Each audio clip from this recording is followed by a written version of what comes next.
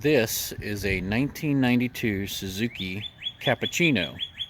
It's basically one of the smallest cars I've ever seen, so I decided I would buy it.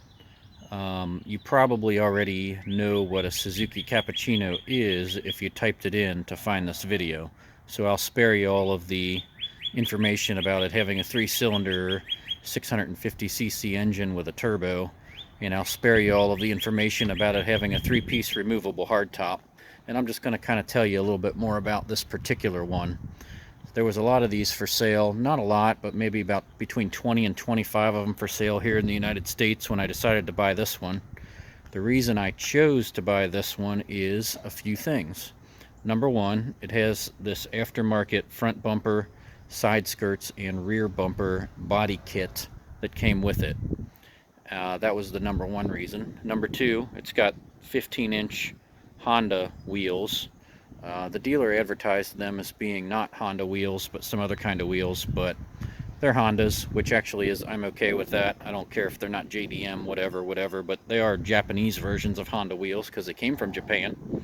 It also came with Bridgestone Potenza tires that don't have very many miles on them. They're only about 3 years old, and they look like the tread is in excellent shape, so it hasn't been driven too much. The other thing it came with is a rear strut bar, this pink bar back here, right there, which I have mounted my GoPro camera to, and it's a stabilizer. And then there's also one of those under the hood too that is a different brand, but it's got both strut tower bar and then this rear one too. It's also got an aftermarket exhaust, although I'm not exactly sure what brand it is. The exhaust has been replaced, and it came with tons of service records from whoever owned it in Japan.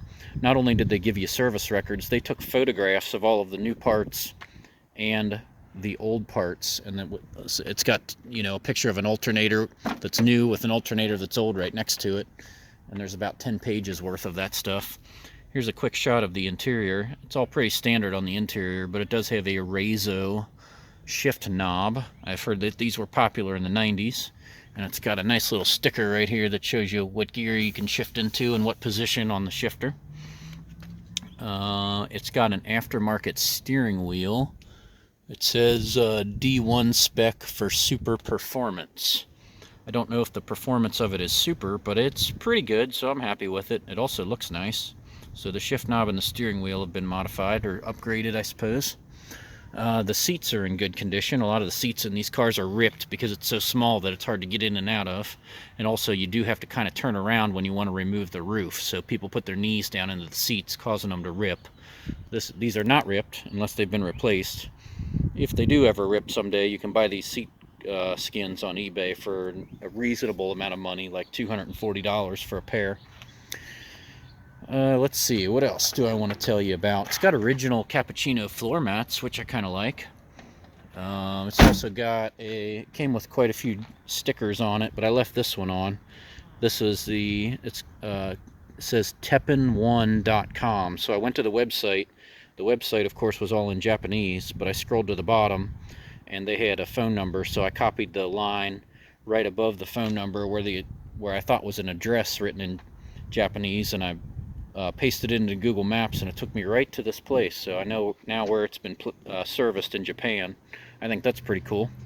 So after I got this car about 2 weeks ago, the car originally came with navy blue, some sort of shade of navy blue wheels, and I didn't like that. I didn't want dark wheels on a dark car, so I went ahead and got a couple of bottles of Plasti Dip, and the wheels are now white, which I really like. I like the white wheels on the dark car. I've always been a fan of raised white letter tires, so I also bought the tire stickers from a website called tirestickers.com. They weren't cheap, but it turned out really good. So I did the Plasti Dip on the wheels, I put the white letter tire stickers on, and I also Plasti Dipped the radio antenna white just for something different that nobody else does. Let's do a walk around here real quick. I got a historical vehicle plate from the state of Ohio since it's more than 25 years old. Here's the other side. Car's in pretty good shape. There's really only one dent on it that I found. The shipping company, this came from Seattle, from an importer who imports JDM cars from Seattle, Washington, and they had to remove the front bumper in order to put it on the transport truck, and a couple of the bolts were rusty, so my really good friend of mine who used to work in the auto body business rebuilt me two little metal bars that were just kind of like lower bumper supports. So it's got a couple of new lower bumper supports, which I had to have in order to put it back together. But yes, so there was a lot of stock original looking cappuccinos for sale here in the United States, but I decided to get this one that's got some minor upgrades. The body kit, the wheels, the strut bars, the exhaust, a couple of interior upgrades, and then I went ahead and upgraded the wheel color and the white letter tires. So some more videos to come here. I will take you for a ride in it. I'll put up some driving video, not too aggressive because some of the streets were wet today, but I just took it for a drive. I'll put the video up of that right after this.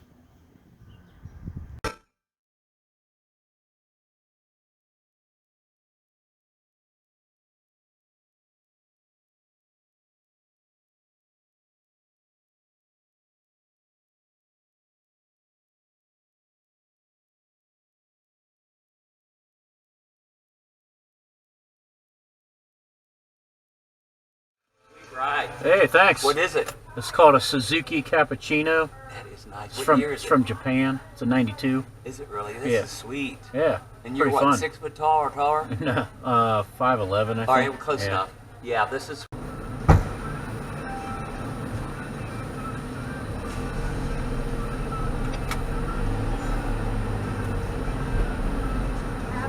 All right, thank you.